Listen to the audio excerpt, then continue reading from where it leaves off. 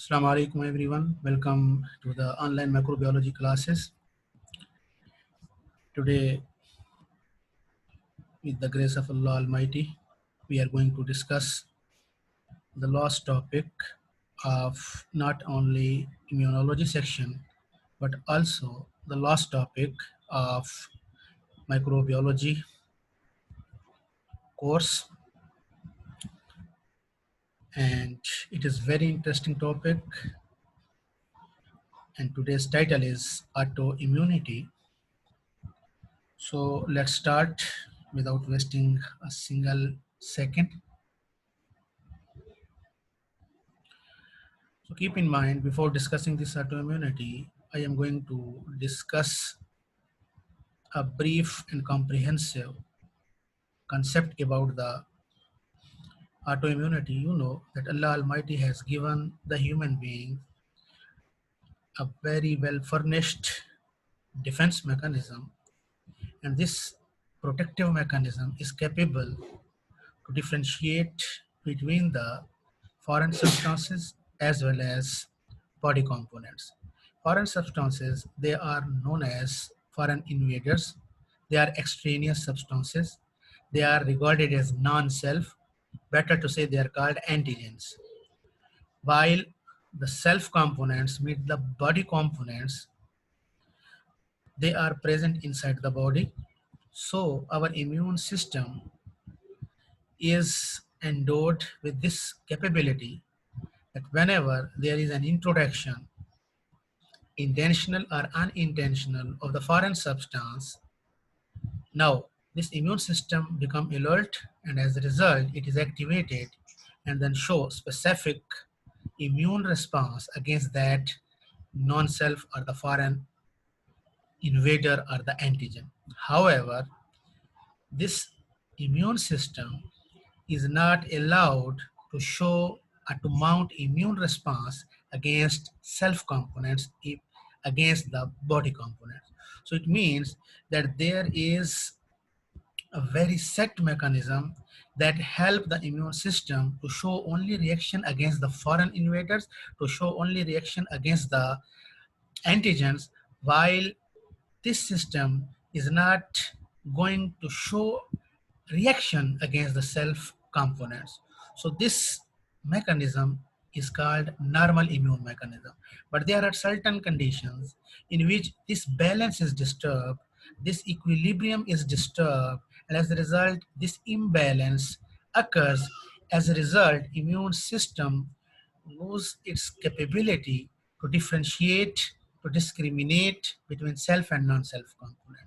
As a result, once immune system is activated, not only show reaction against the antigen, not only show reaction against the foreign invader, but also show reaction against the self component.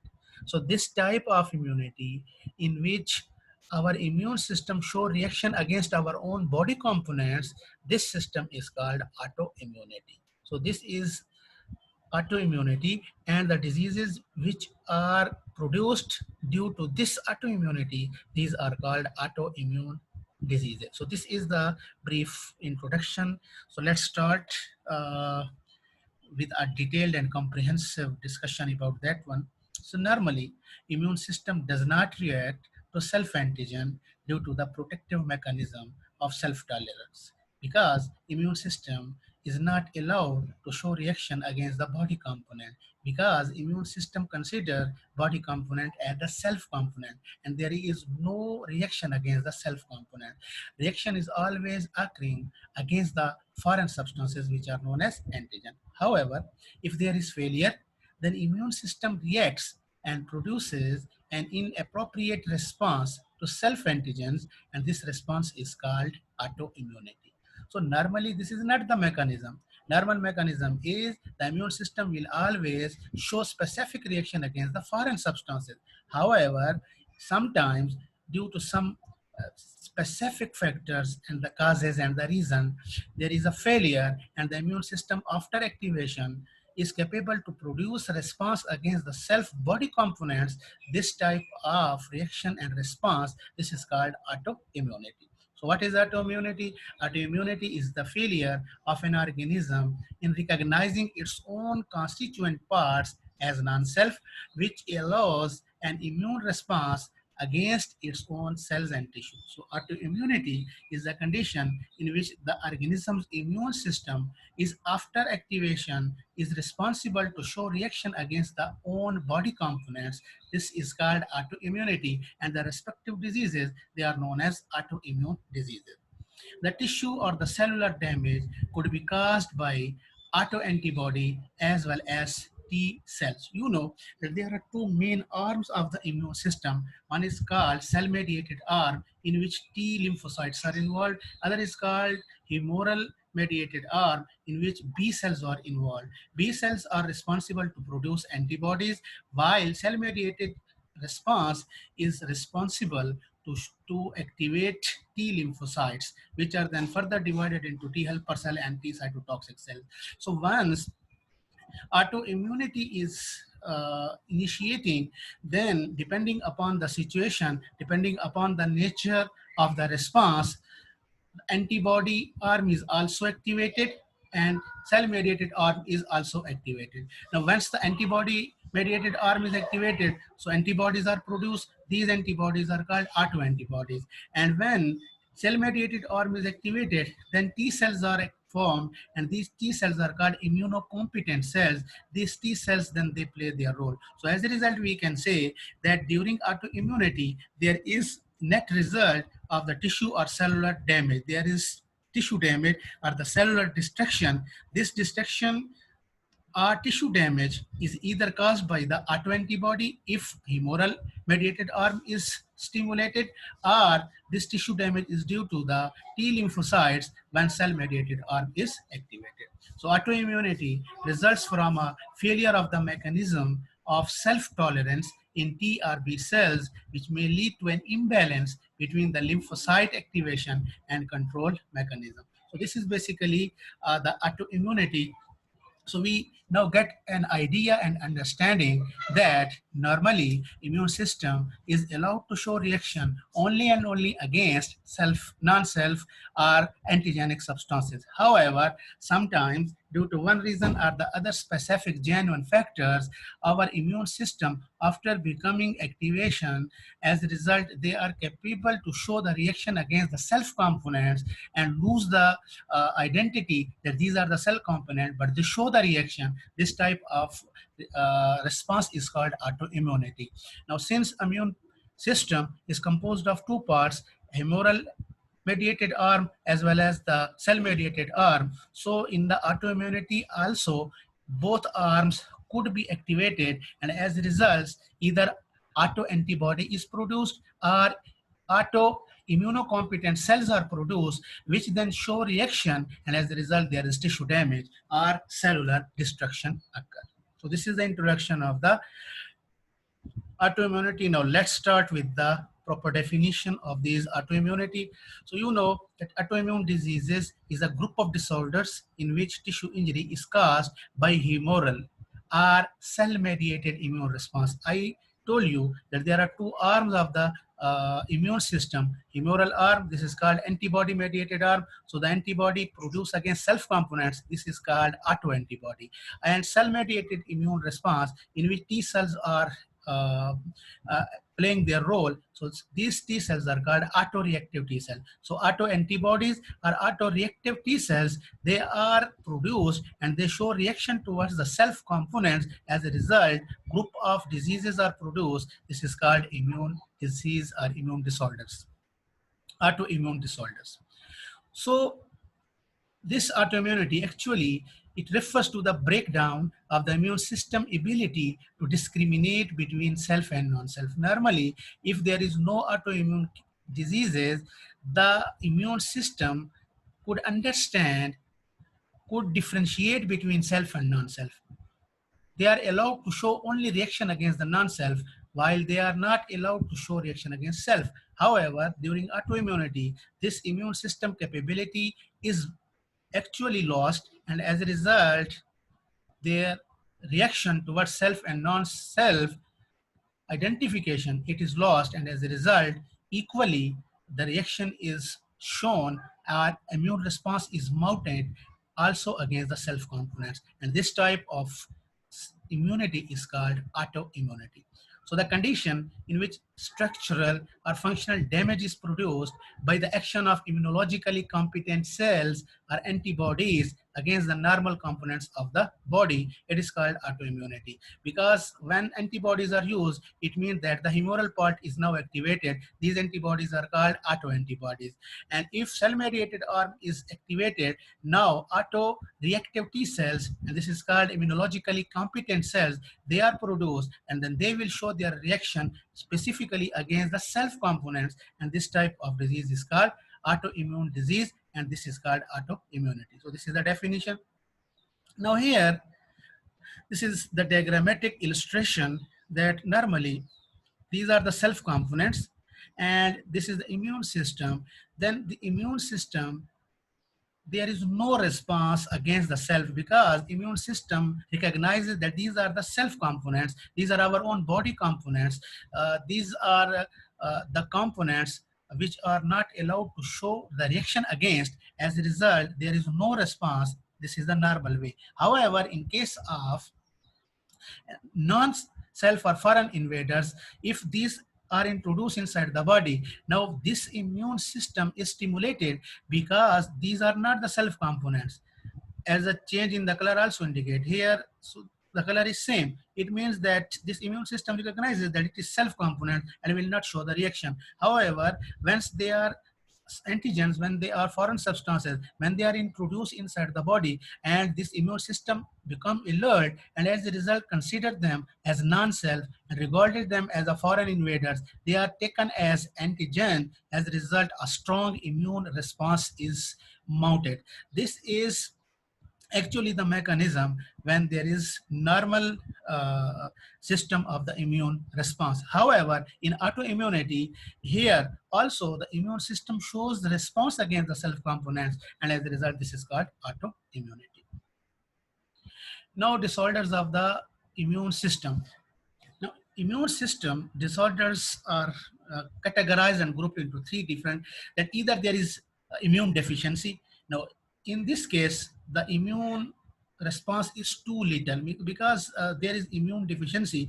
The immune systems, the immunocompetent cells and the antibodies, they are not up to the mark, and their level is low. As a result, predispose the person towards fatal consequences. However, the exaggerated condition of the immune response, when the immune response, when it is too much, then this condition is called hypersensitivity. Now, if the immune response is too little, then this is called immunodeficiency, and this immunodeficiency predispose the person towards fatal consequences. And now, if the immune response is too much, then this condition is called exaggerated condition, and this is known as hypersensitivity, and this hypersensitivity also predispose the person towards the fatal consequences. Now, in case of autoimmunity, this is called misdirected. Now, misdirected in the sense, because normally immune system is allowed only to work against, to show the action against the foreign substances. However, in the autoimmunity, this system is misdirected, and our immune system also show reaction against the self component. So due to this reason, we can say that autoimmunity, it is misdirected. So this is that it is capable to show the reaction against the own body parts. Now again, here is a description of two important parts of the immune system. You know that immune system, it is divided into natural immunity and acquired immunity. This innate immunity, major role is played also by the complement system, whereas this acquired immunity, it is either cell-mediated immunity in which T cells are used, or it is humoral immunity in which B cells are used. These are the two arms of the immune system, and there is a proper balance between these two arms of the immune system. Unless balance is present, then immune system is functioning properly and in a smooth way. However, in case of autoimmunity, there is a defect in any arm of the immune system, means in innate immunity or the acquired immunity, whether it is cell-mediated immunity or the humoral immunity. Now, there is actually defect in any part of the immune system, and this defect in any arm of the immune system, it can trigger the condition which is called autoimmunity. It means that in the autoimmunity, this acquired immunity and the natural immunity of the immune system, it is actually defected, and as a result, immune system can mount, can trigger, can show the reaction against the self component, and this condition is called autoimmunity. Now, what are the requirements to call any reaction as an autoimmune reaction? So there are three requirements. If they are present, then we can say that this is actually an autoimmune response. The first one is the presence of an immune reaction specific for some self-antigen or self-tissue. This is the first condition, that you can say any reaction as an autoimmune reaction if this reaction is specifically designed and mounted against the self-antigen, because or the self component or the self tissue or the self component of the body, because it is the only proper definition of the autoimmunity, that if the reaction is produced by the immune system against the cell components, then this is the first condition. We can label it that since the specific reaction occur against the self component, then this is actually the autoimmunity. The second requirement, the evidence that such a reaction is not secondary to tissue damage, but is of primary pathogenic significance. So the second condition to label any reaction as an autoimmune reaction is that it must not be a secondary reaction. Normally, that the immune system once produce any reaction against the foreign invader, and as a result there is tissue damage, and due to this tissue damage, if some reaction occur in the body secondarily, then this secondary reaction due to the tissue damage, it could not be regarded as an autoimmunity, because autoimmunity is a primary response, that it means that the response is exclusively produced against the self component. In case when we use that it is secondary tissue damage, it means that there is actually the response, the primary response is produced against the foreign invader, and as a result tissue damage occur, and due to this tissue damage there is problem which is the secondary response. Now if the primary response is against the foreign invader, against the antigen, and as a result tissue damage occur, and as a result if some problem occur in the body, then this could not be said as autoimmunity. It is only said as an autoimmune reaction if it is primary response, means there is no reaction, this reaction is not produced against the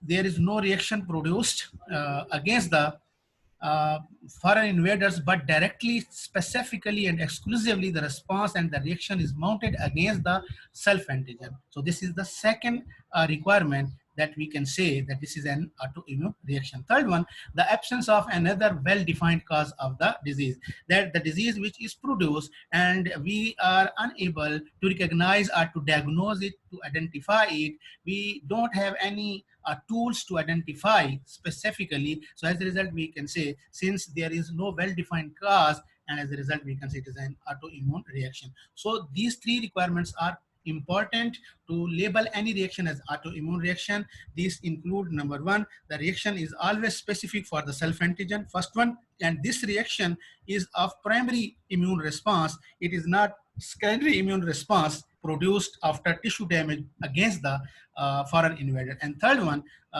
there must be an absence of well-defined cause of the disease. So these are the three requirements that if fit, then we could say that it is an autoimmune reaction.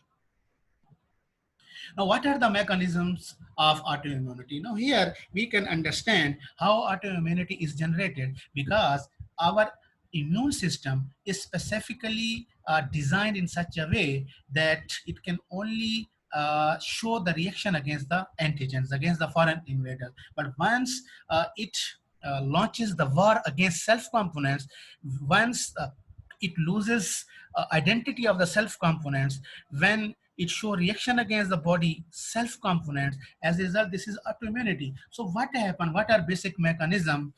We need to understand the mechanisms, on the basis of which we can say that these are actually the mechanism that at least could generate these autoimmunity. So following possible mechanisms have been proposed to explain the development of autoimmunity. First one is the release of sequestered antigen. These are called hidden antigens. We discuss what are hidden antigens and how they are released and how they allow the immune response to show action against them.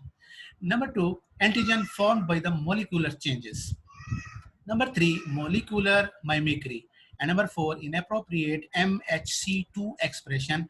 And number five, polyclonal activation of B cell. These are the five different proposed mechanisms that could give us the clue that might be any one or more than these listed mechanisms could mount autoimmune reactions. So first one is hidden antigens are release of sequestered antigen.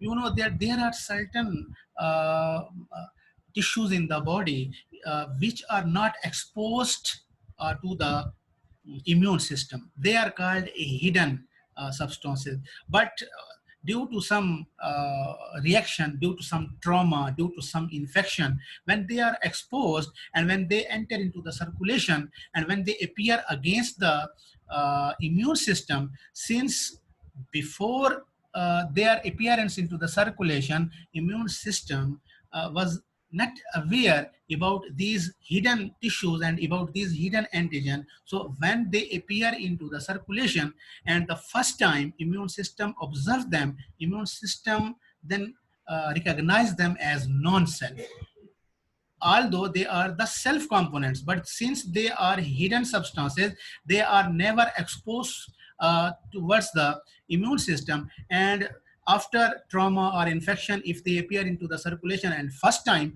immune system observe them, then immune system regard them rather non-self, rather as antigen, and as a result show reaction against them. This type of antigen are called sequestered antigen or hidden antigen. So let's see, some body proteins remain hidden or sequestered from immunologically competent cell, means antibodies and the T cells, they could not recognize because these substances are hidden. So when they are not recognized as self by the immune system. They could only be regarded as self if there is normal contact with the immune system, but since they are hidden, since they never appear in front of the immune system, so they are not recognized as self by the immune system. When such proteins, which are called hidden protein, which are called sequestered protein, when they escape into the circulation due to the trauma or infection, when there is physical problem, that is trauma, there is injury, tissue injury, and if there is infection, and if these hidden antigen, if these sequestered antigen, if they are exposed and they reach into the blood circulation, now here immune system is present. So since the immune system come in contact first time, so they behave as antigen. So they are regarded as non-self and as a result induce immune response and produce tissue damage. So this is actually the release of sequestered antigen. So where these are present and what is the immune response mechanism. So many self antigens are found in hidden locations. Self antigen means self components, and self components, they are present in the hidden location which are not exposed to the immune system, because immune system is present in the circulation, and these antigen are these self components, they are present in the hidden location, so they are not exposed to into the circulation. For example, CNS and in the testes and in the eye, cornea in the eye, these are actually the hidden locations, and here there is no chance that immune system could find these. So as a result, what happen if there is organ damage due to any reaction? If there is organ damage, now what happen? These hidden antigen, they are released. Okay, if this eye, if it is damaged and this cornea is exposed, now once it is exposed, then it come in contact with the immune system. So it means that in the intact eye, it means that the antigens, they are hidden, but once there is trauma, once there is an infection in the eye, now this cornea is exposed, and as a result, once they are exposed, now we can say that now these hidden antigens, they are released. They once they are released, so they reaches into the bloodstream, into the circulation, and you know that in the circulation, immune system, immune mechanisms are there, so they are then taken as an antigen, so immune system become alert, and as a result stimulate the reaction immune reaction, and this is called autoimmunity because these are our own self components.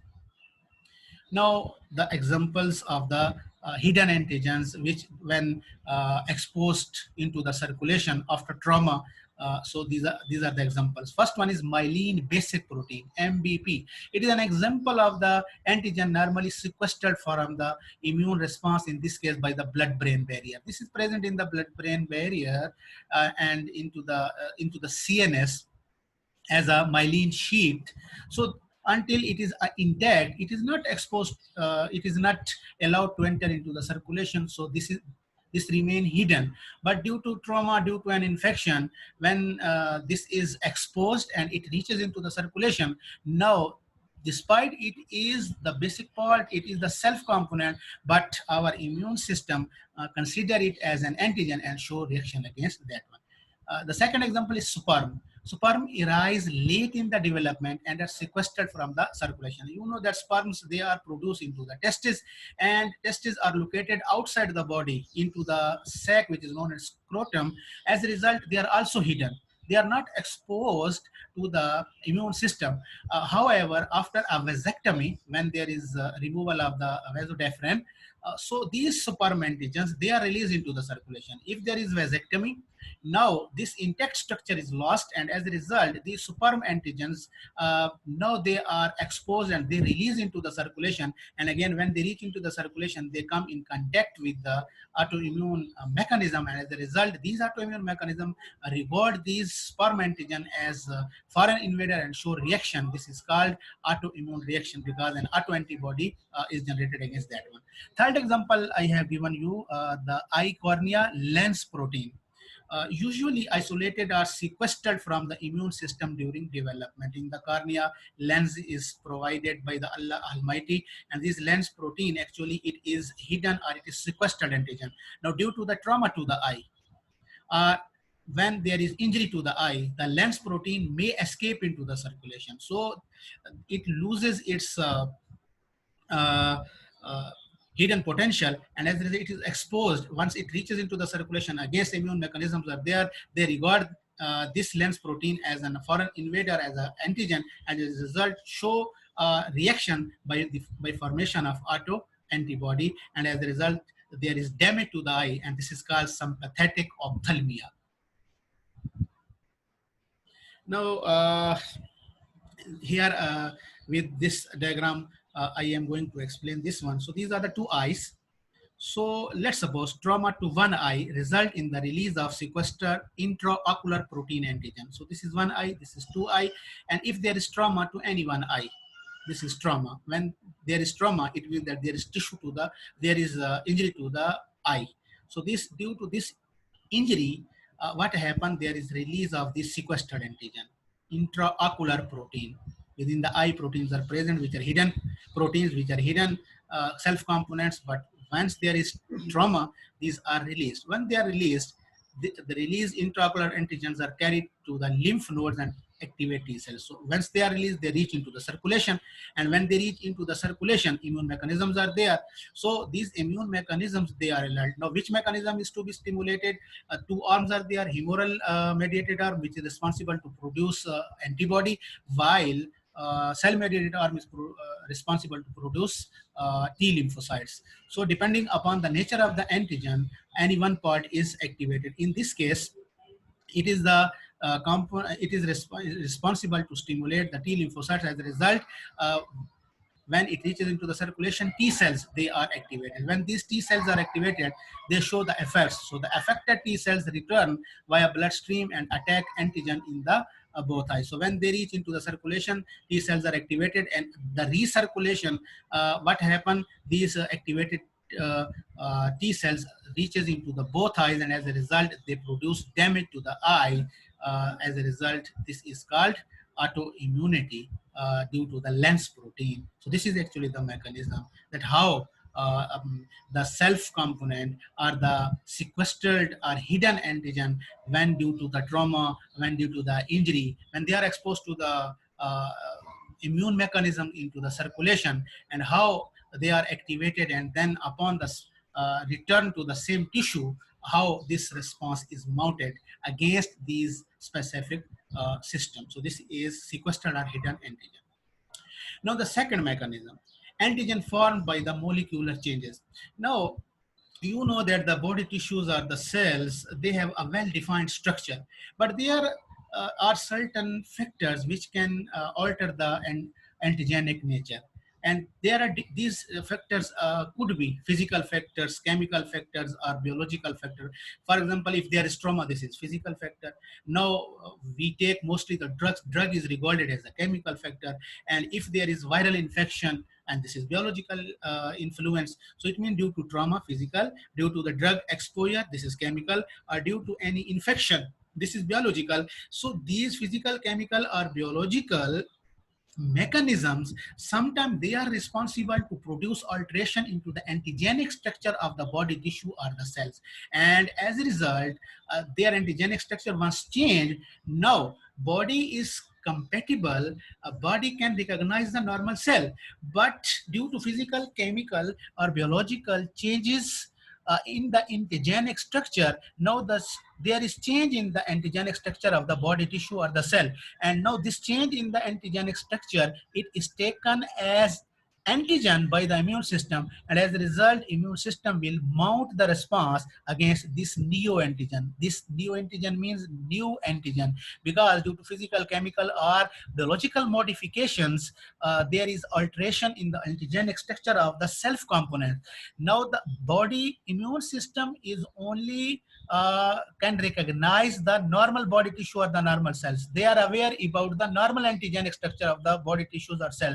But once the antigenic structure is changed due to physical, chemical, or biological stress, then what happened? This change in the structure, it could not be recognized by the immune response. Rather, immune response considers them as an antigen, and as a result mount the response against this neoantigen. So this is the second mechanism that how body show reaction against the self components. For example, immunoconglotinins, these are basically the autoantibodies produced against complement components like C2, C3, and C4. You know that the complement, it is basically the set of 20 proteins, and they augment the effects of immune system. This is actually participating to help the immune system. As a result, play important role in the opsonization, in the phagocytosis, and in the establishment of membrane attack complex to destroy or to lyse the virus infected cells and other tumor cells. But they are, once there is antigenic changes, now what happened? The autoantibodies are produced against the self components of the complement system C2, C3, and C4. And as a result, these new epitopes, they are exposed during complement activation. So when these are complement is activated, now what happens? Since autoantibodies also produce against these one, and then there is a reaction between the self components. This is the second mechanism by which antigen formed by the molecular changes. As a result, the structure of the antigen is changed due to the physical, chemical, and biological changes. And as a result, what happened? Immune system could not recognize these changes in the antigenic structure of the normal tissue, rather regard the tissues or the cells as antigen and mount immune response against this antigen. Now you can say that this is red blood cell. So when it is exposed to the drug, and as a result, there is modification due to this drug. This is alteration, and as a result, this altered when this reaction is this cell is altered. Now this altered cell. So I have given example that these changes in the antigenic structure might be due to the physical change, chemical change, or biological change.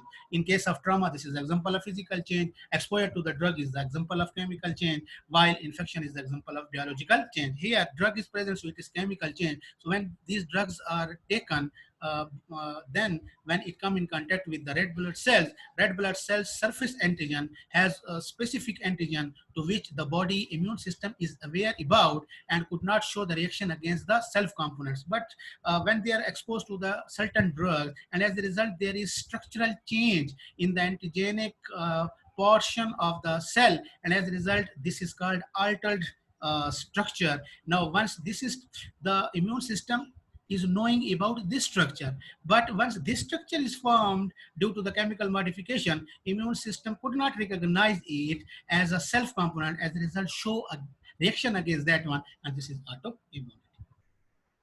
Now, the third one is molecular mimicry. This is also known as cross-reacting antigen. Uh, what is molecular mimicry? Actually, when any antigen come inside the body, for example, any bacteria, any virus, when they come inside the body, our immune system consider them as antigen and show the reaction. But however, these antigens, these bacteria, these virus, they have specific antigenic structure. Now, within our body, there are certain tissues which show similar structure, which have close proximity in the structure, which the structure of these tissues, structure of the body components closely resemble the antigenic structure of certain bacteria or the viruses. Now, sometimes when during circulation, when these antibodies or these immunocompetent T cells, they are activated, and when they reach into that tissue, the structure of which is closely related to the structure of any bacteria or the virus, now the immune system mistakenly consider that self component, self tissue as that virus or the bacteria, because there is structural resemblance between the body tissue as well as the structure, antigenic structure of the virus or the bacteria. So this mistakenly considered as non-self by the immune system and show reaction against that self component by considering that it is actually the virus or the bacteria, because there is close structural resemblance between this body component as well as antigenic structure of the cell. So this type of this is also resulting into the autoimmunity, and this is actually called cross-reacting antigen. What is cross-reacting antigen? That the self components,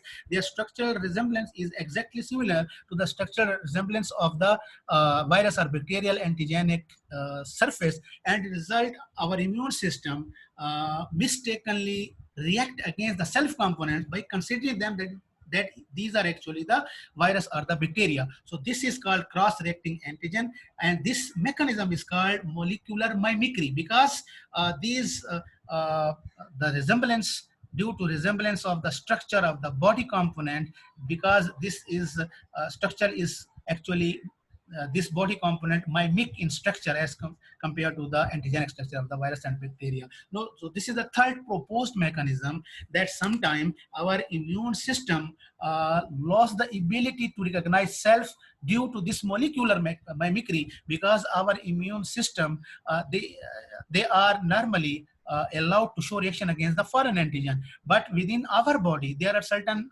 tissues which show structural resemblance to the antigenic structure of the virus or bacteria. So immune system regard them as the same virus or the bacteria and show reaction against them. So this is called autoimmunity by virtue of molecular mimicry, or this is called reaction against antigen, and this type of antigen is called cross-reacting antigen. So let's start.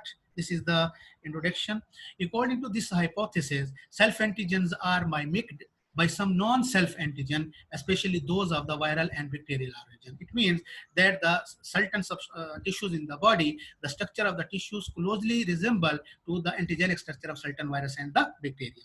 A number of viruses and bacteria have been shown to possess antigenic determinants identical or similar to the normal host cell components, means that the antigenic structure of bacteria as well as the virus is actually similar to the antigenic structure of certain body components. Hence, the autoantibodies formation induced by such molecules leads to autoimmunity. So it means that once the structure of our own body system is resembling the bacteria or viral antigenic structure, so our immune system is misguided and as a result show reaction against self components by considering them that these are either viruses or the bacteria. So this type of reaction is called autoimmunity. For example, antibodies to streptococcal antigen cross-react with some heart muscle antigen and cause rheumatic fever. Our heart tissue, it show close resemblance to the streptococci. So the streptococcal antigen is similar in structure as our heart muscle structure. So when these streptococcal antigen enter inside the body, our immune system will show reaction against these streptococcal antigen. But sometimes our immune system misguided when during circulation, these immune mechanisms reach into the heart muscle. The structure of the heart muscle is closely related to the antigenic structure of the streptococci. So our immune system consider heart muscle as streptococci, and as a result show reaction against heart muscle by considering that it is going to show the reaction against the streptococci. So it is not the streptococci, but it is heart muscle. And this why it is misguided, because the structure of the heart muscle is closely related to the antigenic structure of the streptococci. So this is called molecular mimicry, and this type of antigen is called cross-reacting antigen, and as a result rheumatic fever, rheumatic disease is produced, and this is autoimmunity. Antigen of the human brain, antigen of the sheep brain, streptococcal M protein, heart muscles, nephrogenic strains of the streptococcal antigens. These are the certain examples of the cross-reacting antigens that in the individual's body, certain tissues, they are also showing close resemblance with the structure of these antigens. As a result, the chances are there that our own immune system show response against these. As a result, there is tissue destruction. This is the third proposed mechanism. Now, the molecular mimicry in rheumatic fever. This is illustration. Now, streptococcal cell wall stimulates antibody response. This is a normal case that when these streptococci enter inside the body, since they are outside substances, they are foreign invaders, it means that they are the antigen. When they are antigen, when they are into the circulation, what happens? B cells or plasma cells, they are stimulated, and as a result, antibodies are produced, and these antibodies are responsible to show the reaction against these streptococci. This is the normal mechanism. But sometimes this is the heart. Now, the structure of this heart, it is closely resembled to the structure of these streptococcal wall. So during these antibodies, when during circulation reaches to the heart muscle, now the structure of this heart muscle, it is closely related to the structure of these streptococcal bacteria. So these antibodies consider that it is actually the streptococci. So these show the reaction against that heart and produce damage to the heart tissue and produce rheumatic fever. So this is called autoimmunity. So this is due to molecular mimicry, due to the structural resemblance. Now, the fourth proposed mechanism is inappropriate expression of class 2 major histocompatibility complex. If you have in your mind, we have discussed major histocompatibility complex. Basically, what happened? When an antigen enter inside the body, then it is to be taken by the immune system cells, which are known as antigen presenting cells. This antigen presenting cell is actually responsible to recognize whether T lymphocytes are involved in its killing or B lymphocytes are involved in its elimination from the body. Now, this antigen presenting cells, after taking this antigen, could then present it, process it, present it, and then decide whether cell-mediated arm is to be activated or the antibody-mediated arm is to be activated. On the surface of the antigen-presenting cell, this protein is present, is called class 2 major histocompatibility complex. Now, there are also receptors on the surface of the T helper cells for these class 2 major histocompatibility complex. So, when these occur, then T helper cell, for example, they are stimulated, and then these T helper cells, they show their specific action. So this is the normal functioning of a role of the class 2 major histocompatibility complex. Sometimes this normal behavior, this appropriate expression, it turns into the abnormal behavior or inappropriate expression. And as a result, there is chances of autoimmunity. Normally, these MHC class 2, they are present only on the antigen presenting cell. However, if they are present on any other cells, normally they are present on the antigen presenting cell. They are not present any other cell. However, if due to some reason or the other reason, if they are also present on some other cells, now what happened? Then they could show the autoimmune reaction. So this is called inappropriate expression of the class 2 major histocompatibility complex. Now you can observe class 2 MHC molecules are normally expressed only on the antigen presenting cell. They are normally present only on the antigen presenting cell. However, the inappropriate expression of this class 2 MHC on other cells may serve to sensitize T helper cells to peptides derived from these cells, allowing activation of B cell or T cytotoxic cells or sensitization of T helper cell 1 against the self antigen. I have told you that they are only present on the antigen presenting cell. And once these are activated, then they are responsible to cause the activation of T helper cells. And when T helper cells are activated, then since they are T helper cell, so either they help to cause the activation of B cell to produce antibodies, or they help the cytotoxic cell to activate to cause destruction of the viral or tumor infected cell, or also T helper cell type 1, they are also activated if there is intracellular parasite present inside the body. It means that MHC class 2 is responsible for the activation of T helper cells, and they are only present on the antigen presenting cell. However, if they are present on any other cell except antigen presenting cell, if they are present on any other cell, now what happens? Its role is to activate the T helper cell. So normally it is present only on the antigen presenting cell, and once T helper cells are activated, then it helps the B cells or the cytotoxic T cells or Th1 cell to perform their function. But if they are present on any other cells, so it means that they are also causing the activation of T helper cell, and as a result, the R2 antibodies or the cytotoxic immune competent cells or the autoreactive Th1 cells are produced and will show reaction against the body component, and this is actually called autoimmunity. For example, the pancreatic beta cells of individuals with insulin-dependent diabetes mellitus express high levels of both class 1 and class 2 MHC molecules, whereas healthy beta cells express low levels of class 1 and do not express class 2 at all. Now, you know that if there is person who is having diabetes mellitus, insulin-dependent diabetes mellitus, now if you check the beta cells in the pancreas of insulin-dependent diabetes mellitus patient, so it is observed that the beta cells in the pancreas express class 2 as well as class 1 MHC molecules. However, if the person is normal, if the person is healthy, if the person is not diabetic, if the person is totally normal, then the beta cell will not express class 2. However, low levels of class 1 are present. So it means that in insulin-dependent diabetes mellitus, class 2 are also present. Normally, this class 2 MHC molecules, they are present on the antigen presenting cells. However, in this case, they are also present here on the beta cell. So they then responsible to activate T helper cell. As a result, B cells are activated, T cells are activated, Th1 are activated, and these reactive B cells are the T cells, then they are responsible to produce autoimmune diseases. So this is the inappropriate expression of class 2 MHC.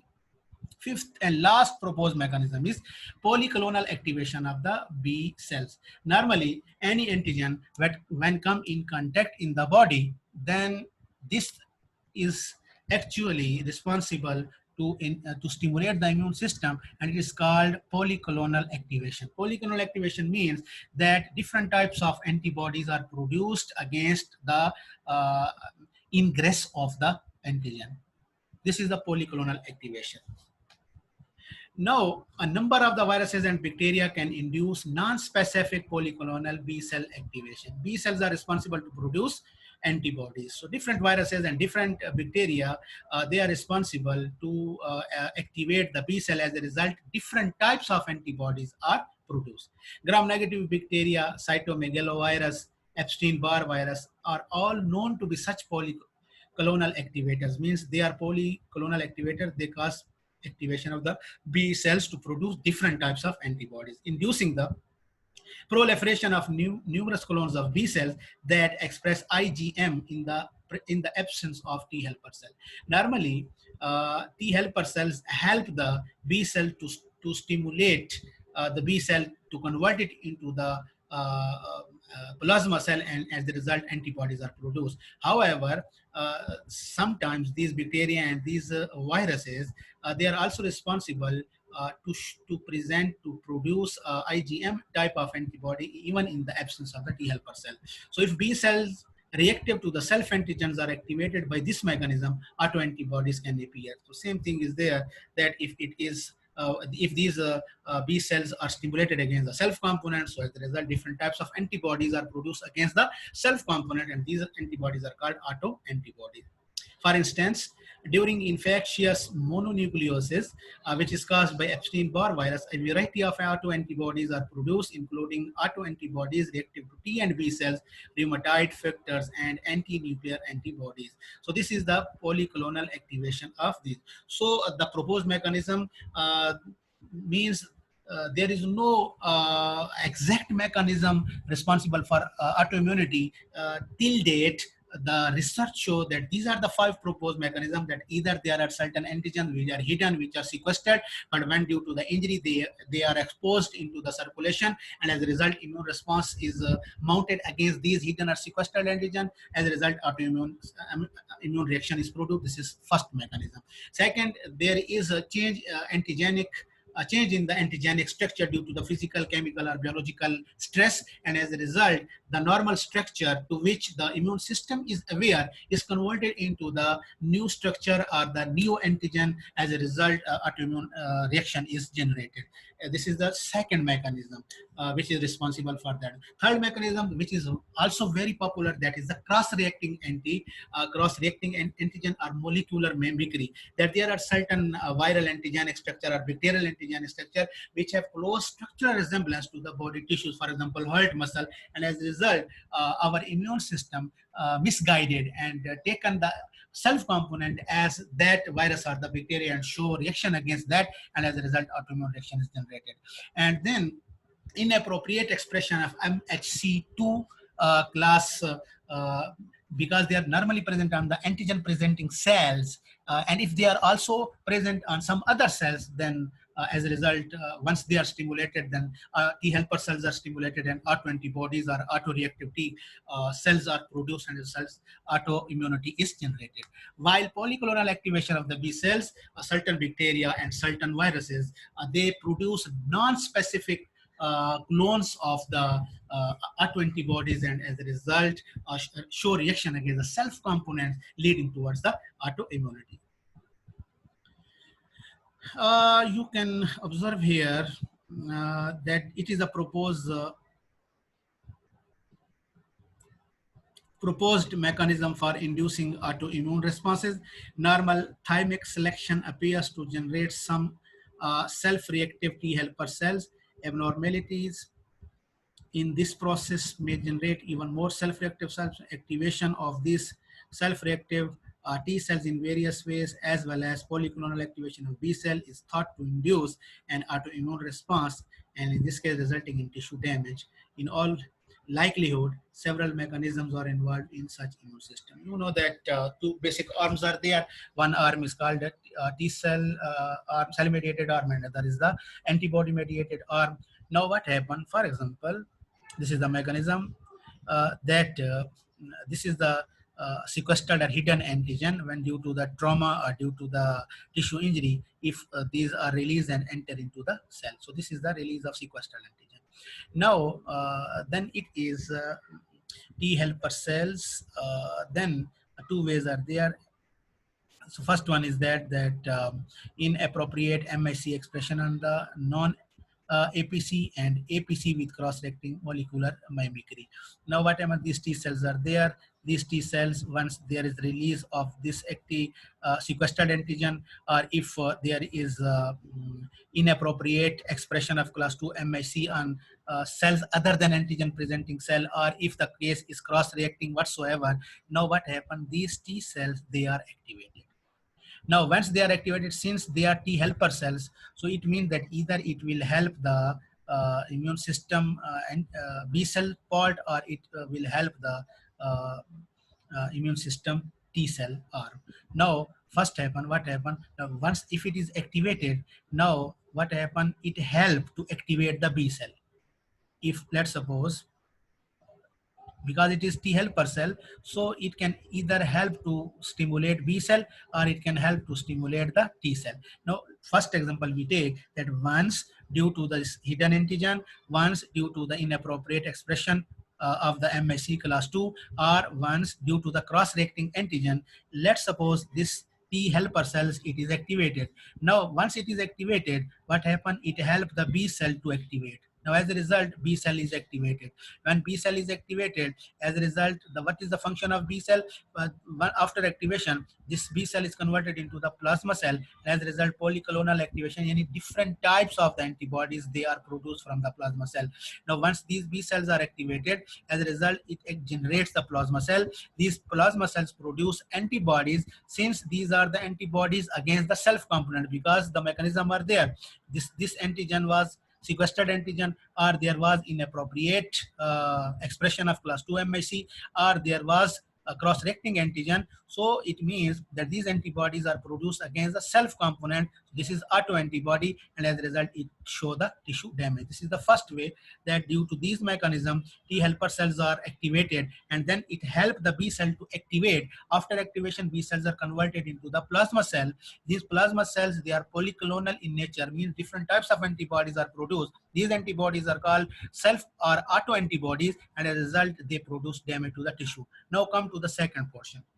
Then let's suppose these activated help cell, T helper cell, then it activate, after activation, it causes the activation of macrophages, because T helper cell, there is one mechanism that it causes the release of cytokines. As a result, these macrophages, they are activated. When macrophages are activated, because they are actually producing inflammation, and as a result, local delayed type hypersensitivity reaction is produced. This macrophages, after activation, it is responsible to release inflammatory mediators, and as a result produce local delayed type hypersensitivity reaction. Again, there is tissue damage. So this is the second mechanism, that these T helper cells, after activation, causes the activation of macrophages. Once macrophages are activated, they release inflammatory mediators, as a result produce delayed type hypersensitivity. It means again there is tissue damage. Now move towards the third role, that these T helper cells,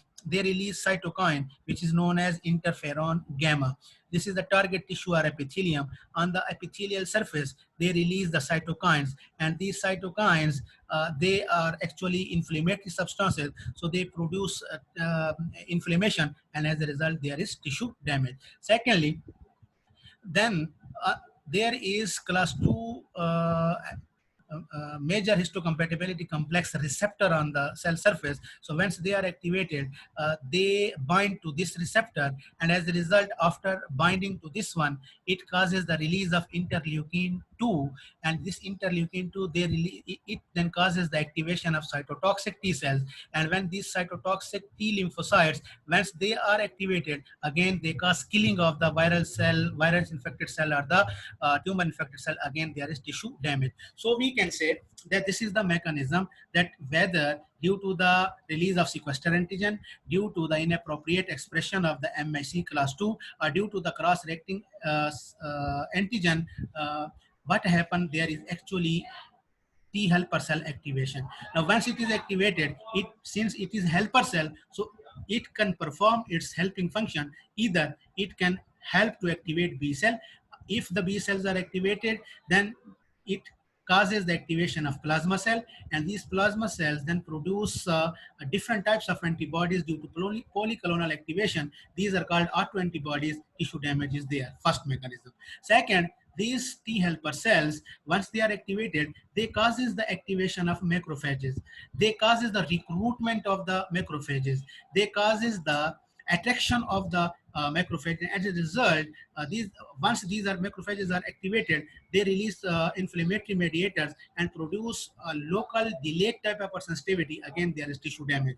Third mechanism, that these activated T helper cells, they secrete cytokines, which is known as interferon gamma, at the target tissue epithelium, and as a result causes inflammatory mediators to release and as a result produce damage to the tissue. This is called tissue damage. Next mechanism is that these activated T cells, they have the receptor for class 2 MSC. When they bound, they cause the release interleukin 2. As a result, there is stimulation of cytotoxic T lymphocytes. When they are stimulated, what happens? They are also responsible to produce direct killing lysis of the respective cell. This is also the tissue damage. So this is the mechanism of the autoimmunity, that how it works.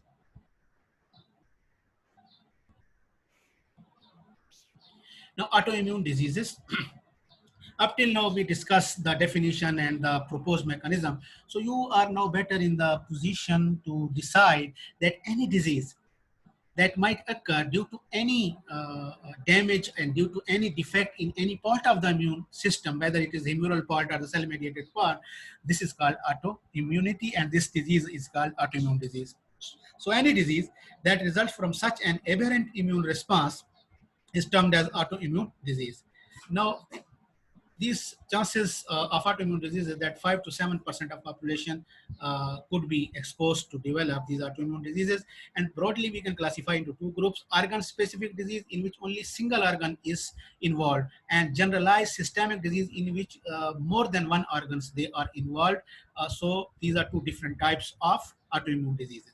Organ and tissues commonly affected by the autoimmune disorders include blood vessels, connective tissues, endocrine glands, such as thyroid or pancreas, joints, muscles, red blood cells. It means that almost any part of the body, it could be affected by these autoimmune diseases. Now, so you can also observe, this is the list, that Hashimoto's thyroiditis, this is autoimmune disease; systemic lupus erythematosus, rheumatoid arthritis, eczema and psoriasis, celiac disease, asthma, and multiple sclerosis. These are the list of autoimmune disease for quick to remember. Now, first one, organ-specific autoimmune disease. I told you that only one organ, single organ, is involved. In an organ-specific autoimmune disease, the immune response is directed to a target antigen unique to a single organ or gland. In organ-specific, autoimmune disease is produced in a specific single organ or single gland, so that the manifestations are largely limited to that organ. It is not generalized. It is not disseminated. Only that particular organ or that particular gland is involved. So this type of autoimmune diseases which are specific to the single organ or gland, that is called organ specific. The cells of the target organs may be damaged directly by the humoral means antibodies, or cell-mediated means by the T lymphocytes.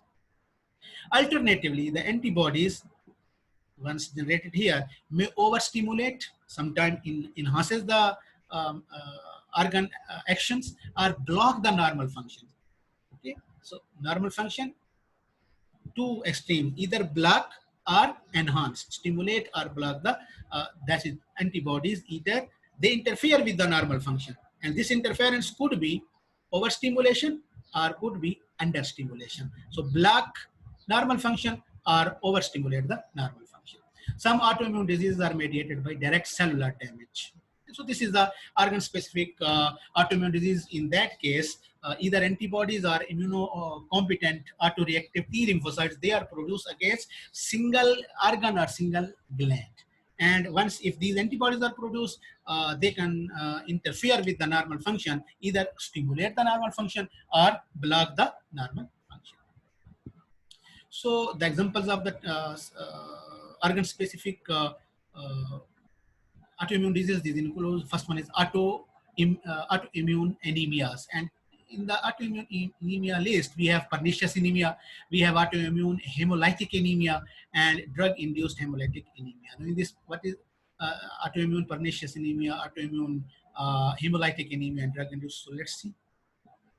So this is the pernicious anemia. Now, in autoimmune pernicious anemia, what happened? Autoantibodies are produced against intrinsic factor. You know that intrinsic factor, it is actually responsible for the absorption of vitamin B12. And when absorption is normal, then normally oxygen carrying capability of the red blood cell, it is maintained. So there is no problem. But in autoimmune pernicious anemia, what happens against the intrinsic factor, autoantibodies are produced. And when autoantibodies are produced against intrinsic factor, so the normal function of the intrinsic factor is to facilitate the absorption of vitamin B12. So once autoantibodies are produced against the intrinsic factor, the normal function is disturbed and the absorption of the vitamin B12 it is reduced. And once the absorption of the vitamin B2 is reduced, what happens? There is macrocytic anemia. This is called autoimmune pernicious anemia because intrinsic factor loses its capability to increase the vitamin B2 reabsorption because autoantibodies are produced against this intrinsic factor. You can observe here chronic atrophic gastritis. This is there are mild gastric atrophy with disappearance of gastric glands and appearance of goblet cell intestinal metaplasia. These are the changes which occur during pernicious anemia. And chronic atrophic gastritis with intestine, this is the close sketch of these one. That these are the changes. These are the normal pyloric mucosa. This is the normal. In this case, no problem. And the intrinsic factor is responsible to causes the absorption of vitamin B12. But in this case, autoantibodies are formed. The structure from this changes into that, and as a result, goblet cells these are produced. And due to this one, proper absorption of the vitamin B2 is not possible. As a result, macrocytic anemia is produced. Now the next is autoimmune hemolytic anemia. As the name is hemolysis, hemolytic, there is RBCs are rupture. So in this case, autoimmune hemolytic anemia, it is characterized by the formation of autoantibodies against patients' own red blood cells. So again, autoantibodies are produced against the red blood cells. So as a result, due to these antibodies, red blood cells, they are ruptured, and once they are ruptured, this is hemolysis, and the anemia occurs. This type of anemia is called hemolytic anemia. Since these are autoantibodies, so it means that the self red blood cells, they are damaged, so this is called autoimmune hemolytic anemia. So these autoantibodies trigger complement. Why this? What is the mechanism of this hemolysis? Because when these antibodies, which are autoantibodies, when they are formed, they causes the activation of the complement system. When complement is activated, what happens? It generates the membrane attack complex, and then it attacks on the red blood cell, as a result causes lysis, or sometimes it also causes opsonization and phagocytosis of the red blood cell. In both cases, either phagocytosis of the red blood cell, reduction in the RBC, while if there is direct lysis due to the membrane attack complex of the complement system, again there is lysis, and this type of anemia is called autoimmune hemolytic anemia. Now, these in the autoimmune hemolytic anemia, two different types of autoantibodies are produced. One is called warm autoantibody, other is called cold autoantibody. Now this warm autoantibody, this is the autoantibodies which are reactive at body temperature at 37 degrees centigrade, while cold type of autoantibodies, they react better at the 4 degrees centigrade. So it means that if you check these autoantibodies, so there are two different types. So in case of warm, we will have to maintain this temperature, and in case of cold, we will have to generate the reaction at that one. Whatsoever the nature of the autoantibodies are, basic mechanism is that there is destruction of the red blood cell, and as a result, there is hemolytic anemia. Since this hemolytic anemia is due to the autoantibodies, so this is called autoimmune hemolytic anemia. Now, the third one is drug-induced hemolytic anemia. It means that again there is hemolysis of the red blood cell, but now instead of autoantibodies, there are certain drugs which are responsible to produce red blood cell hemolysis and leads to the hemolytic anemia. The drug families such as penicillin or certain antihypertensive agent, for example, methyl dopa, they react with the red blood cells, and as a result, due to this one, they become antigenic. If you have in your mind in the antigenic changes in the molecular structure, we have discussed it, that this normal red blood cell, when they come in contact with the blood, come in contact with the drugs, so then the altered structure is produced, and again the body show reaction that one. So these cells become antigenic, and as a result, these antibodies which produce against these red blood cells drug complex, it causes hemolysis, and this is called drug-induced hemolytic anemia. Now, Graves' disease.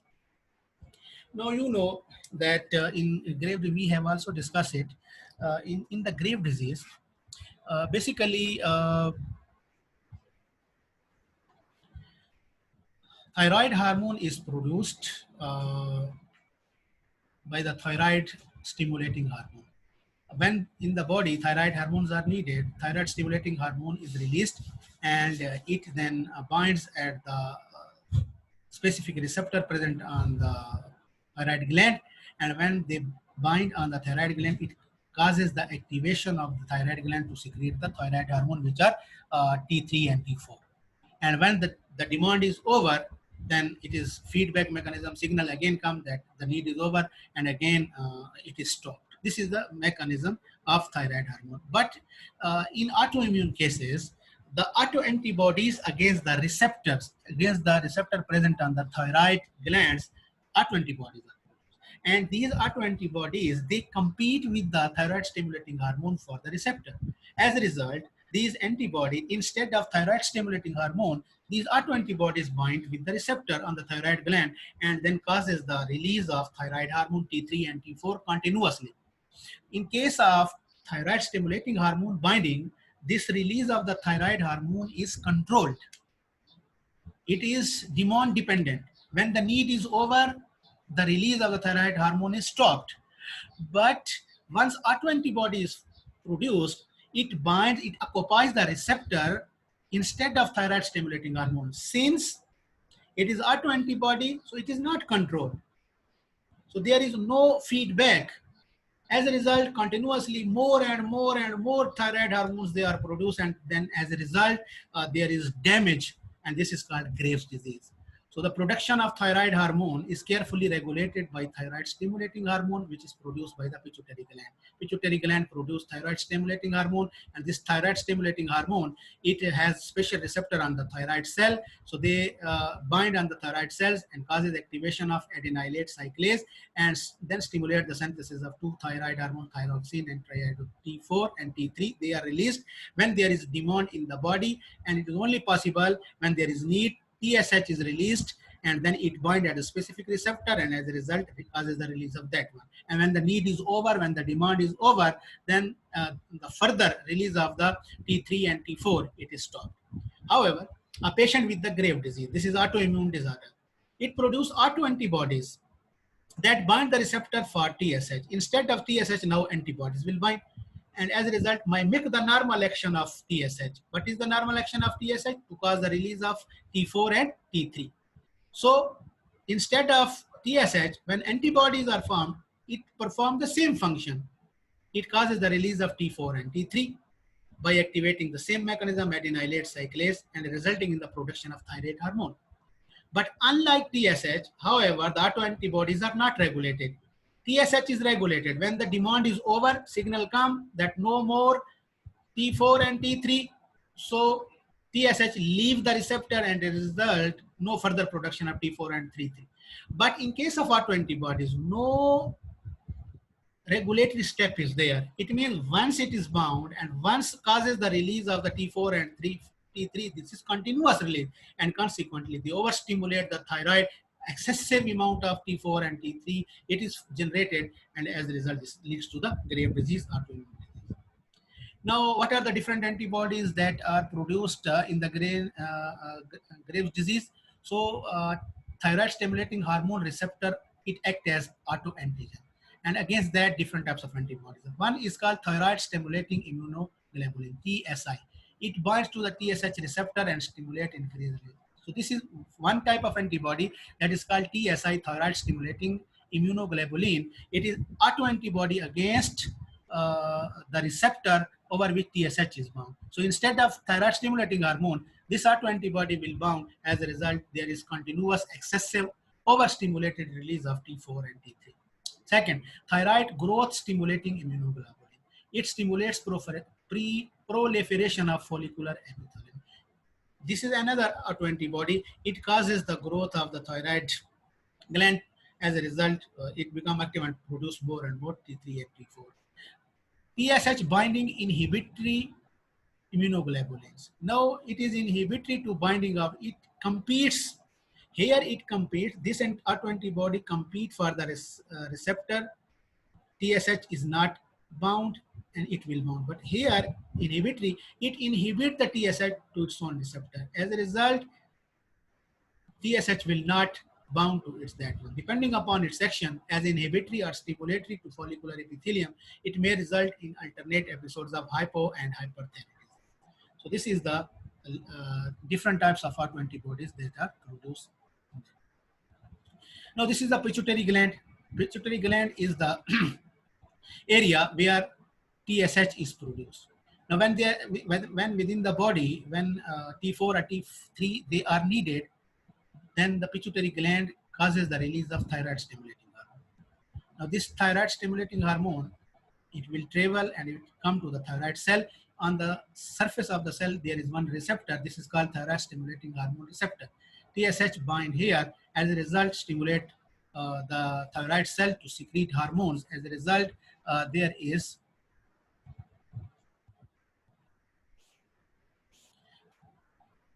production of the hormone, and this is called regulated production of thyroid hormone. Why? Because it depends upon the body need. When there is demand, it is continuously released. When the demand is over, then this is negative feedback control. As a result, what happen? Signals come again that no need further. As a result, TSH will set free this receptor. As a result, no further release of the thyroid hormones occur. Now, the second case, if the autoantibody is produced, now instead of thyroid stimulating hormone, this autoantibody, it will bind at TSH receptor, and as a result, mimic the same function of TSH, stimulate hormone synthesis. As a result, excessive amount of T4 and T3 are unregulated, because here no signal back. When in normal mechanism, when the demand is over, signal sent, TSH set free the receptor, as a result, no release.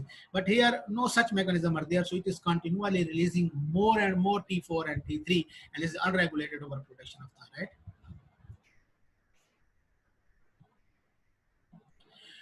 Hashimoto's disease.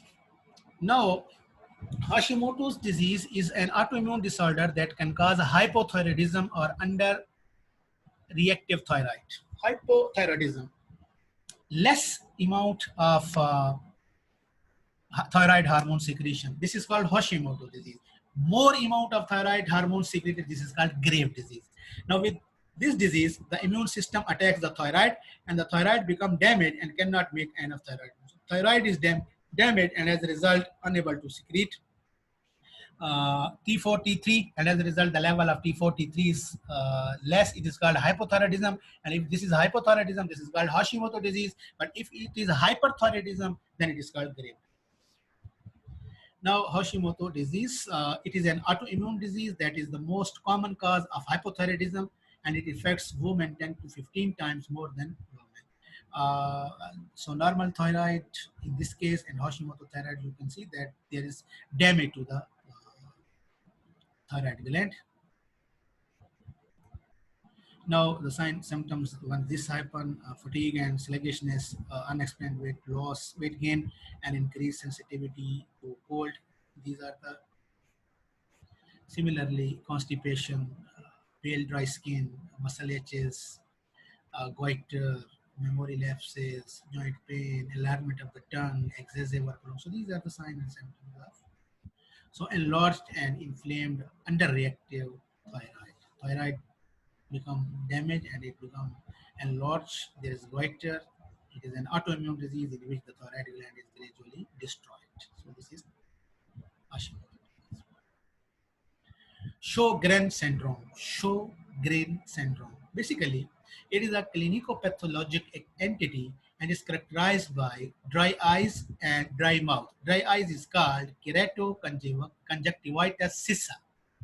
Keratoconjunctivitis sissa. This is dry eyes and dry mouth, xerostomia. Now that condition is called Sjogren syndrome, in which the eyes become dry and the mouth become dry. If there is xerostomia and if there is keratoconjunctivitis sissa, and this autoimmune disorder is called Sjogren, and what happened? It results from immune-mediated destruction of the lacrimal and salivary glands. So there is destruction of lacrimal glands and the salivary glands. So as a result, the release of the tears and the release of the saliva, it is reduced. As a result, dry mouth and the dry eyes appear.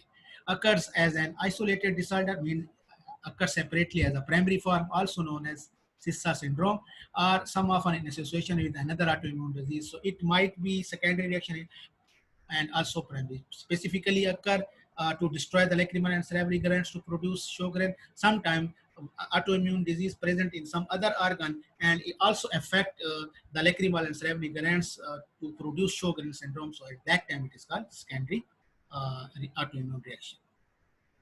Now in this case, histopathology in Sjogren syndrome, histopathologic findings include intense lymphocytic and plasma cell infiltration with epithelial hyperplasia. So you can observe here that in that case, in case of Sjogren, lacrimal gland or the salivary gland, if they are taken and histopathological investigated, then intense lymphocytic and plasma cell infiltration occur here, and as a result, there is hyperplasia. Type 1 diabetes mellitus, immune system antibodies attack and destroy insulin producing cells in the pancreas. You know, pancreas beta cells are there which produce insulin. So immune system autoantibodies are produced. These antibodies act on the insulin producing cell in the pancreas, and as a result, they destroy these cells. As a result, no insulin production is there. So once there is no insulin production is there, so this is called type 1 diabetes mellitus, and as a result, in order to survive, patient has to take the insulin injection because it is type 1. And what happened in the type 1? Autoantibodies are produced against the insulin producing cells in the pancreas. So they destroy the insulin producing cell. As a result, only remedy is to launch the insulin as far as the patient survival is concerned. So in this case, this is called type 1 diabetes mellitus. Now, certain environmental factors, especially infection caused by certain viruses, mumps, rubella, Coxsackie B viruses in particular, may be an initiating trigger, perhaps because some viral antigens are antigenically similar to beta cells molecular. I have told you that there are certain body components which show close resemblance in structure with the certain viral or the bacterial antigen. As a result, our immune system show reaction against the self component by misguiding and mistakenly considering them as that virus or the bacteria. Same case is here that these virus, they also show close structural resemblance to the beta cells of pancreas, and as a result, due to this molecular mimicry, autoantibodies are produced which destroy the insulin producing cells. As a result, there is type 1 diabetes mellitus. Now, what happened? There is genetic susceptibility. Cases are there that the genetically one person is diabetic in the family. Due to genetic, there is transmission, so the genes are there. So one environmental factors are there. As a result, what happened? Autoantibodies, they are produced and they attack on the beta cells. So as a result, beta cells, they are destroyed. When they are destroyed, insulin could not be produced. It's a deficiency, and as a result, type 1 diabetes. Mesenteria gravis. I have told you that in mesenteria gravis, autoantibodies are produced against the acetylcholine receptor. Now, instead of acetylcholine, autoantibody will bind and then it will show the specific reaction. Neuromuscular disorder of autoimmune origin in which acetylcholine receptors in the motor and plate of the muscles are damaged. Now, acetylcholine receptors are there over which acetylcholine is to be attached. These receptors, they are damaged by the autoantibody. As a result, acetylcholine will not bind. So the presently, clinical picture is such that there is muscular weakness, fatigability, initially in the ocular musculature, but later spreads to involve the trunk and limbs. Initially eye, then trunk and the limbs also, because these receptors, they are destroyed. 10% mortality due to severe generalized disease and involvement of respiratory muscles. Other immune disorders have been found associated with the mesenteria gravis, such as autoimmune thyroiditis, rheumatoid arthritis, serum lupus erythematosus, pernicious anemia, and collagen vascular disease. Besides, when this occurs, it might also be associated with that one. If it is present, it can potentiate the others to happen, or if any one of these are produced, the chances are there that some, because once autoimmune antibodies they are produced, and then it is possible that from one organ to other organ, it can also produce the damage. So this is the mesenteria gravis. Now, what is the basic defect in the mesenteria gravis? Basically, the defect is the reduction in the number of the available acetylcholine receptors at the postsynaptic muscle membrane. Because these are destroyed, so as a result, less number or reduced number of these receptors they are present. These changes result in decreased neuromuscular transmission, leading to failure to trigger muscle action potentials and consequent weakened muscle contraction. Because acetylcholine, when bound at the receptor, it causes muscle contraction. When these receptors are damaged, so acetylcholine will not bind here. As a result, there will be no neuromuscular junction activation, no transmission of the synaptic impulse, and as a result, what happened? There is no action potential generated in the muscle, and as a result, muscle contraction become weak. About 80 to 90% patients have these anti-acetylcholine receptor antibodies in their sera, which reduce the number of these available acetylcholine receptors, because these receptors are destroyed by the autoantibodies.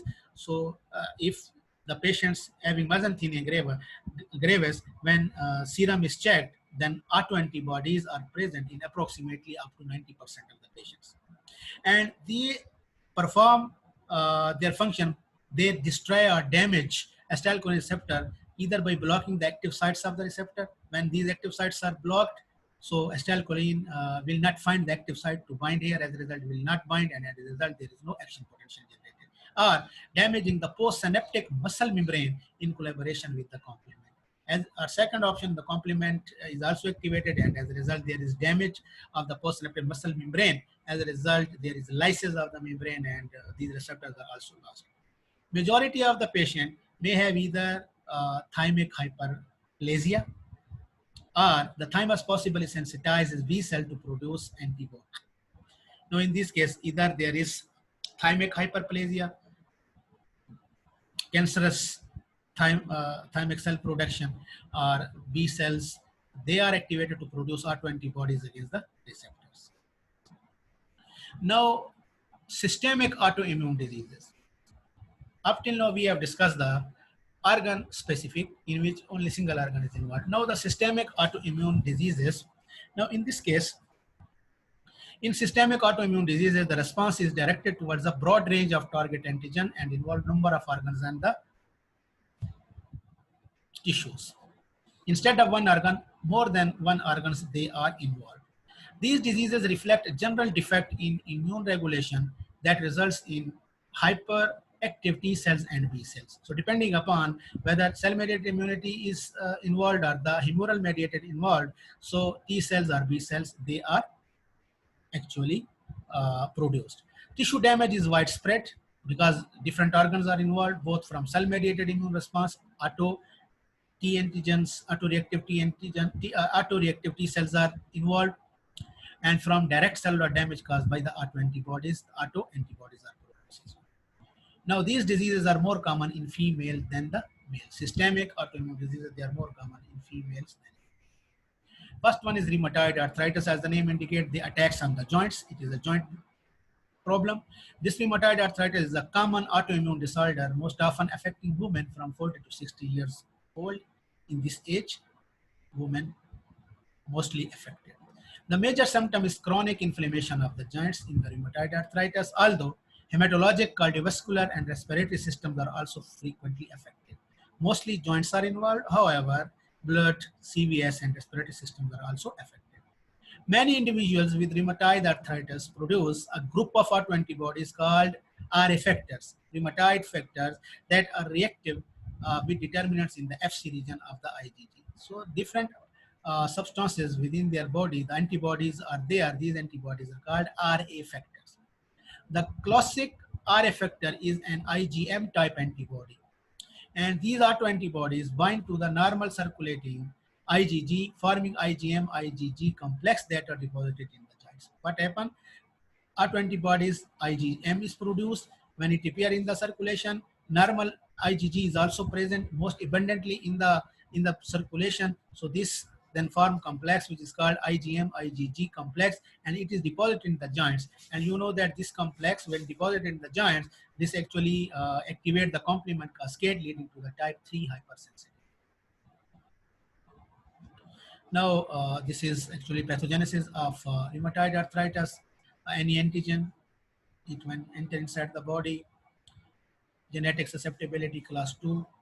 As a result, T helper cells, they are stimulated because it is taken up by antigen presenting cell. Antigen presenting cell has MIC class 2 on its surface. T helper cells has the receptor for class 2 MIC, so it binds here. When they are bind, it means that the T helper cells, they are activated. When they are activated, they release first, for example, they have different function. First, they help the B cells to activate, and when B cells they are activated, they are producing antibodies. These are called autoantibodies, and as a result, these antibodies IgM, when reach into the circulation, normal IgG is present. This IgG IgM complex is formed. This complex is deposited into the joints, and as a result, producing joint injury. This is the first mechanism, that these activated helper cell when stimulate B cell activation.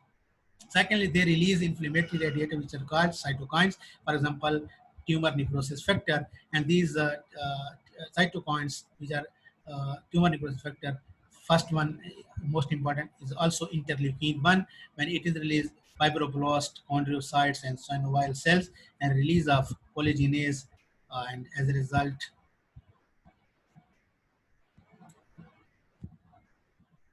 and other enzymes, and as a result produce destruction of the bone cartilage. So this is the second mechanism in this case. Third one, that it also causes macrophage activation. When macrophages they are activated again, they produce the destruction of the bone cells. Next, these tumor necrosis factor, they cause endothelial activation and expression of the adhesion molecules. As a result, accumulation of the inflammatory cells, prostaglandin E2, and as a result. So there are different mechanisms that once these antigen, it is enter inside the body, it is taken up by the antigen presenting cell, then it is to be decided which part is to be activated. On the surface of the T helper cell, receptor is there for the MIC class 2, and this receptor, when it is occupied, as a result, it is activated. When it is activated, it first role is played that it activates B cell. B cell produce antibodies. These autoantibodies produce joint injury. As a result, there is destruction of the bone cartilage.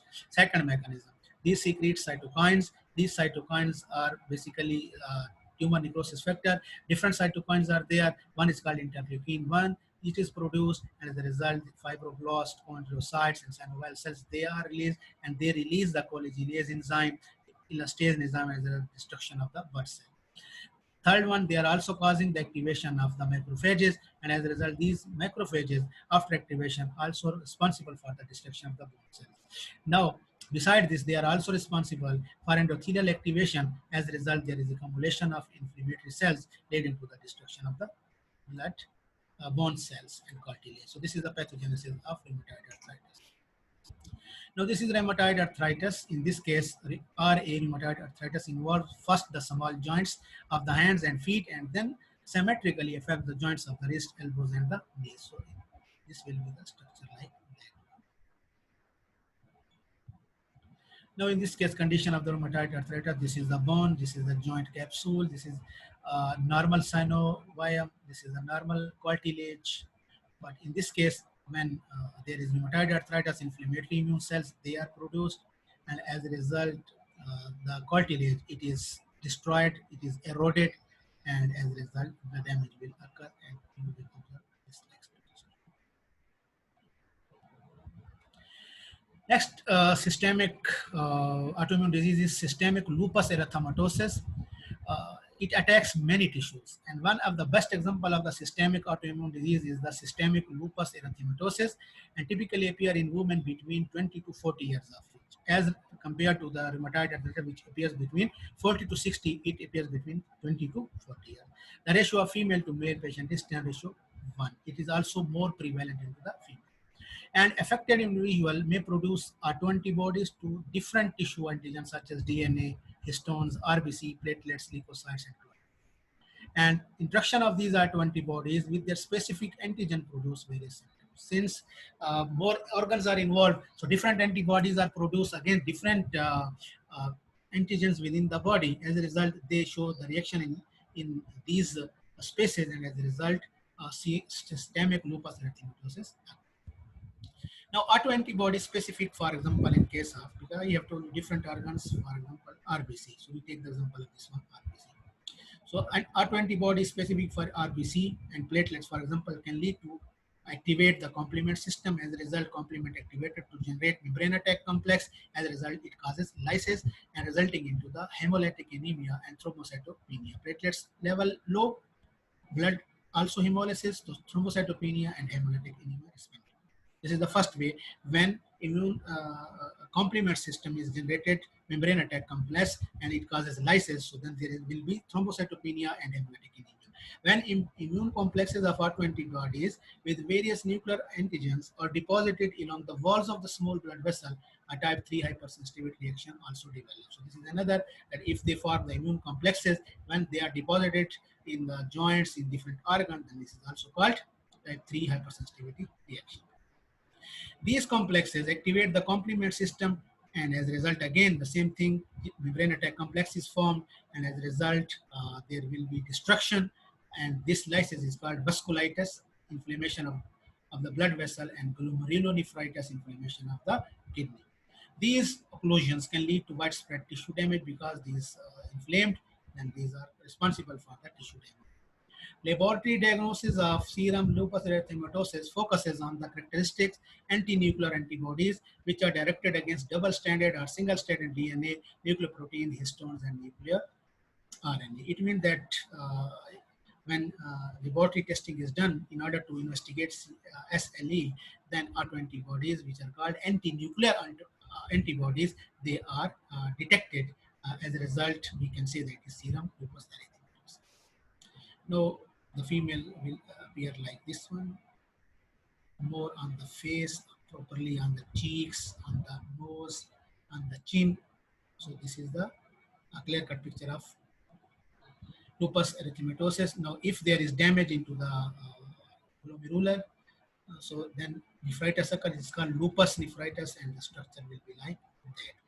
Lupus nephritis showing glomerulus with several wire lobes lesion representing extensive subendothelial deposits of immune complexes. So immune complexes deposit here, and as a result producing problem in the kidney disease occur, and this is called lupus nephritis.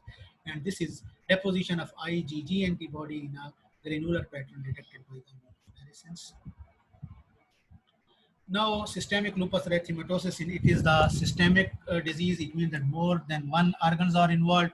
So mouth is involved, mouth and nose ulcer produce, skin is involved, butterfly skin rash and patches, halt producing endocarditis, arteriosclerosis, inflammation of fibrous sac, severe abdominal pain, blood anemia, high blood pressure, muscle and joints pain and arthritis, lungs, pleuritis, pneumonitis, pulmonary emboli, pulmonary hemorrhage. So if these are involved here, kidneys, blood in the urine, hair loss, high fever, abnormal headache. So these, it means the different organs are involved in systemic lupus erythematosus due to the production of autoantibodies against skin, heart, blood, muscle, joints, lungs, kidney, mouth, and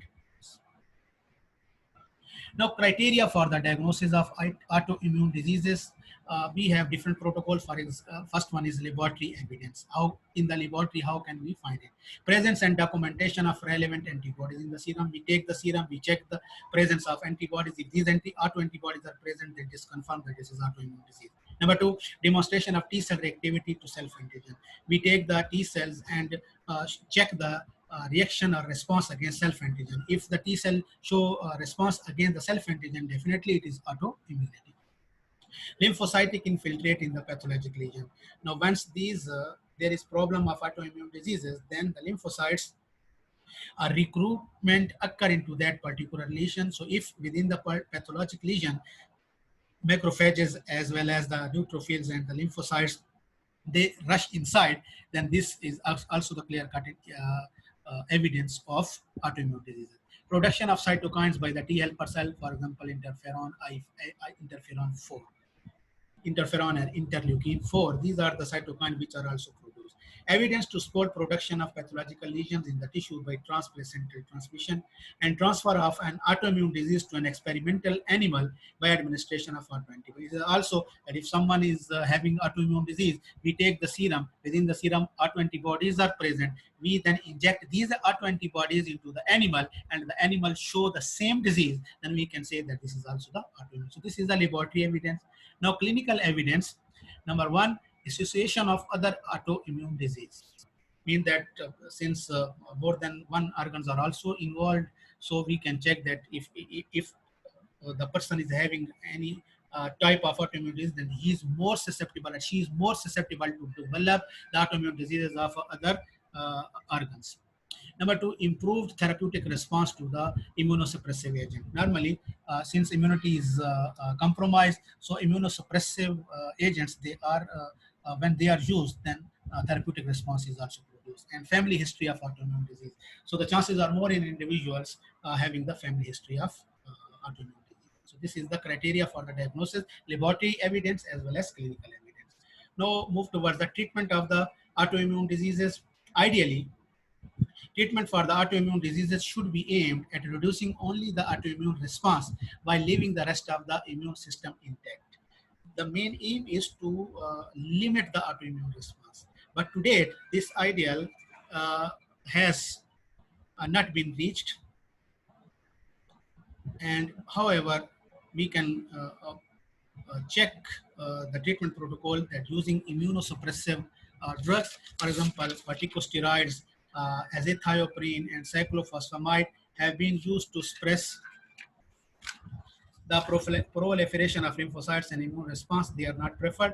They cause general reduction in the immune response and put in patient at great risk.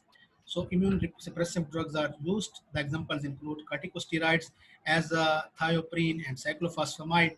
And as a result, these responses could be reduced. However, they are not preferred because they cause general reduction in the immune response, and as a result, predispose the patient towards severe consequences. Newer drugs, for example, cyclosporine A, this is also immunosuppressive, and FK506. This FK506 basically it is tacrolimus, and this tacrolimus, which is trade name is FK506, it is also an immune suppressive drug. Thymectomy, in case of mesenteria gravis, removal of the thymus is also there because in that case, autoantibodies will not be produced by the autoreactivity lymphocytes. As a result, the receptors will remain intact. However, it is very difficult process. And plasmapheresis for the management of serum leukoerythematosus, Graves' disease, and mesenteria gravis. And what is plasmapheresis? It is actually the process in which liquid part of a blood or the plasma is separated from the blood cells. Typically, the plasma is replaced with another solution such as saline or albumin, or the plasma is treated and then returned to the body. So this is plasmapheresis. So this is the treatment of that. So thank you. We have discussed in detail all these. Hope you have basic background of these autoimmunity. So listen again and again to get your concept clear. Today, it was the last topic of immunology as well as last topic of your course microbiology. So thanks to Allah Almighty who give us the opportunity as well as the strength to effectively communicate and to effectively conclude the course of microbiology. Alhamdulillah, Alhamdulillah, Alhamdulillah. So best of luck. Take care. Allah Hafiz.